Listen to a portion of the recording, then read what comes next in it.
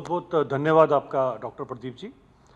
देखिए, आज का जो विषय है वो एक बड़ा इम्पोर्टेंट विषय है। जिस तरह से कल उमर अब्दुल्ला साहब ने एक बड़ी तल्खी के अंदर जो एक बात कही है, उसके रिकॉर्डिंग हम उसके जो रिस्पांस में हम अपनी बात कहना चाहते हैं। क्योंकि उमर साहब ने पूछा हमसे, क्योंकि जब उनसे ये सवाल पूछा गया माननीय तरुण चुग जी द्वारा कि आप बताएं और हमसे हमारे साथ आप टेररिज्म के ऊपर और इन सभी चीज़ों के ऊपर आप 1-to-1 बहस के लिए आप लोग आ जाए, तो जिस तरह से उन्होंने कहा कि तरुण चुग जी कौन है, तो मैं ज़रा उमर साहब को बताना चाहता हूं कि वो कौन है। तो सबसे बड़ी बात यह आती है उमर साहब कि ये वो उस पॉलिटिकल पार्टी के, जो विश्व की सबसे बड़ी पॉलिटिकल पार्टी है, उसके जनरल सेक्रेटरी हैं। और ये भी आपको बताना चाहता हूं उमर साहब कि ये उसी पॉलिटिकल पार्टी के जनरल सेक्रेटरी हैं जिस पॉलिटिकल पार्टी ने आपको उंगली थमाकर तो यूनियन मंत्रालय दिखाया था। सबसे पहले आपने अगर कहीं पर जो ट्रेनिंग ली थी वो यहीं पर पाई थी। तो कम से कम इतनी जल्दी ना भूल जाएं इन सब चीज़ों को। अगर आपको हमारी पॉलिटिकल पार्टी का नाम याद नहीं है, हमारे लीडर्स का नाम याद नहीं है, तो इसमें कसूर आपका है, हमारा नहीं है।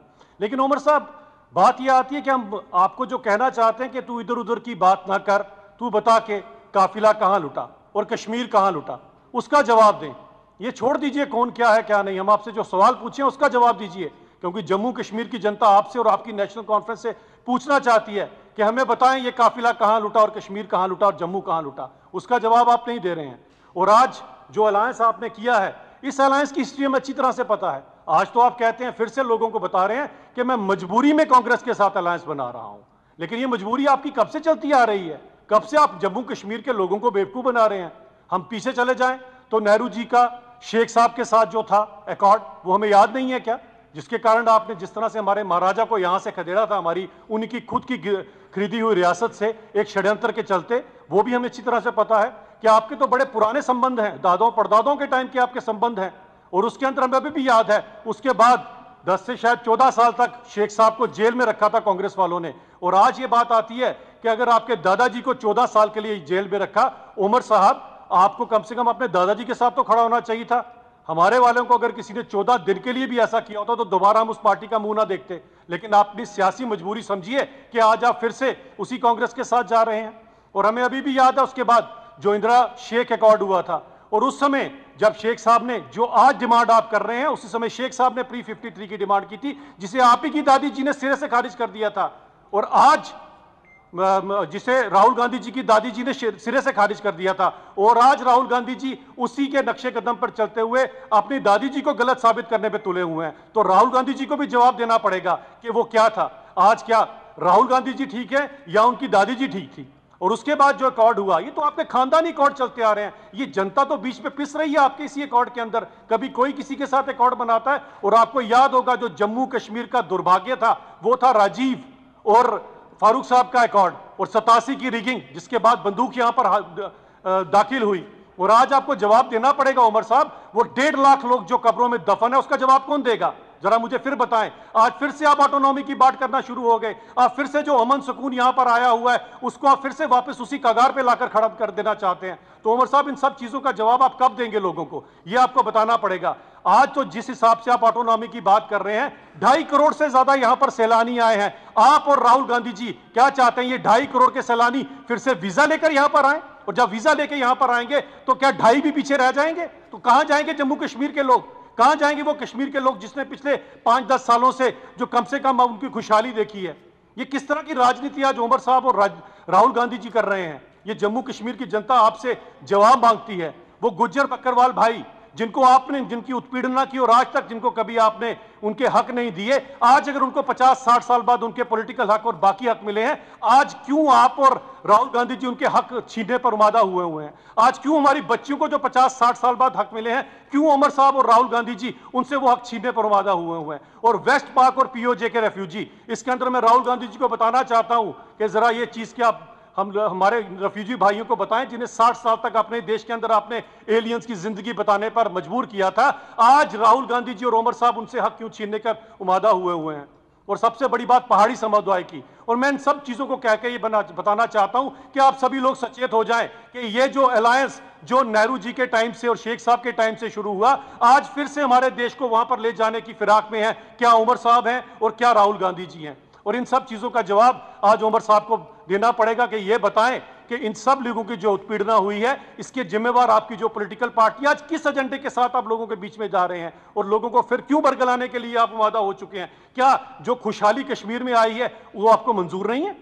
क्या आपको वही चीजें पसंद है, वही खून खराबा पसंद है? क्योंकि राहुल जी गांधी जी ने तो अपना खून का रिश्ता बता दिया, वो खून का नहीं, वो लहू लुहान करने का रिश्ता है राहुल गांधी जी का।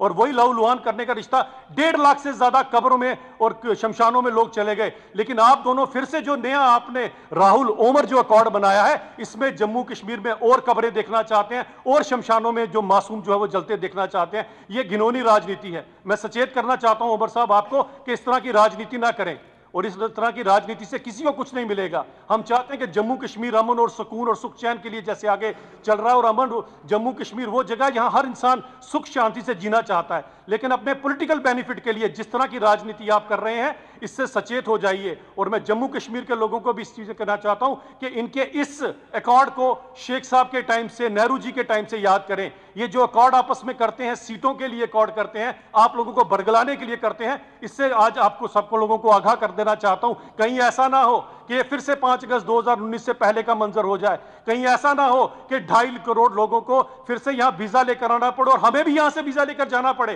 क्योंकि इनके मंसूबे कुछ इसी तरह के हैं। इनको अमन सुकून बिल्कुल पसंद नहीं है।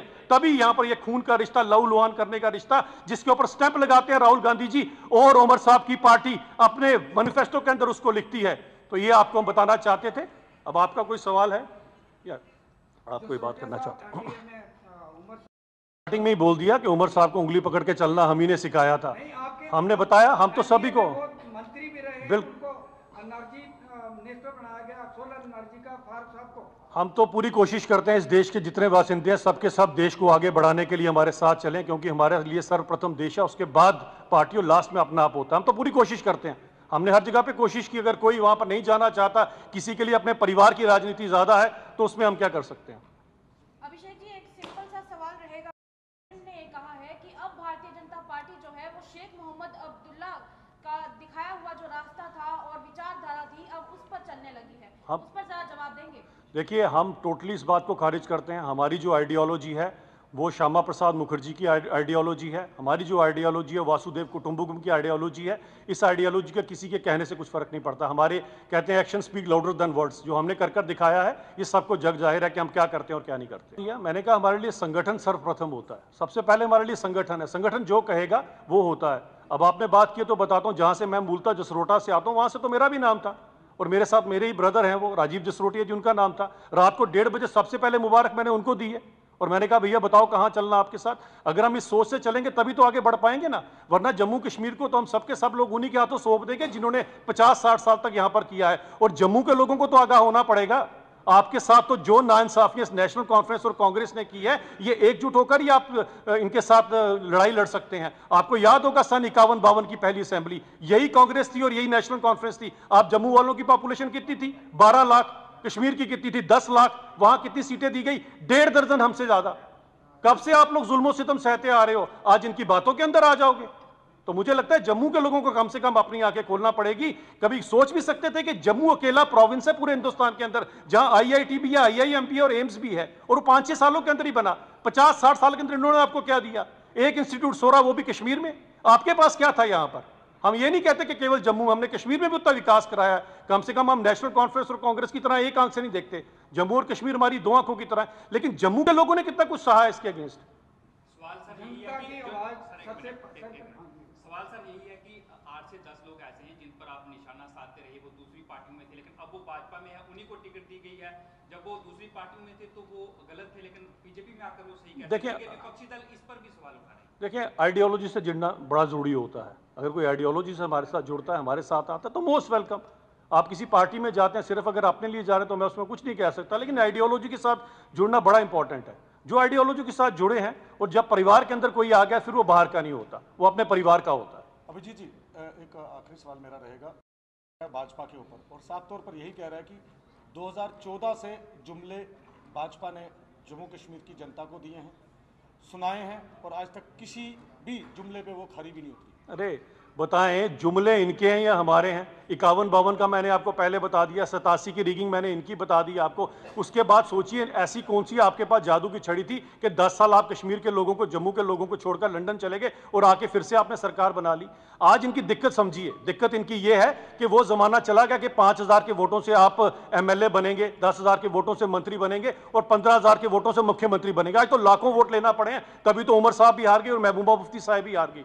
यही तो है जमहूरियत। 3 टायर सिस्टम किसने रिस्टोर किया? हमने रिस्टोर किया। तो जुमले इनके हैं या हमारे हैं? जरा बताएं जरा। 2.5 लाख की बैकडोर अपॉइंटमेंट है पीडीपी के अंदर, तो रातों रात मामा भांजा जी केएस ऑफिसर बन गए और फिर खुद ही उमर साहब ने शोर मचाया तो नीचे उतारना पड़ा।